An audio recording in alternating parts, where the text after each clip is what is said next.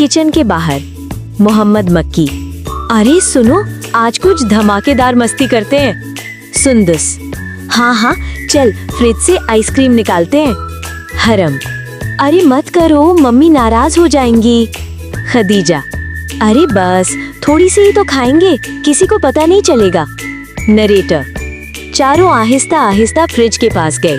जैसे ही मोहम्मद मक्की ने आइसक्रीम निकाली, वो उसके हाथ से फिसलकर सीधी जमीन पर गिर गई। मोहम्मद मक्की, अरे बाप रे। सुंदस, ओहो, सारा प्लान गड़बड़ हो गया। इतने में मम्मी आ जाती हैं। मम्मी, यहाँ क्या चल रहा है?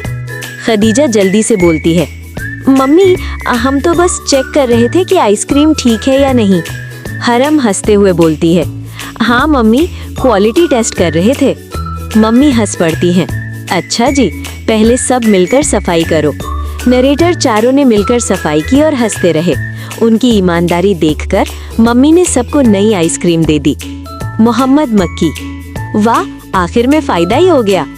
नरेटर, और यूं शरारती चारों की टीम हंसती खेलती रही।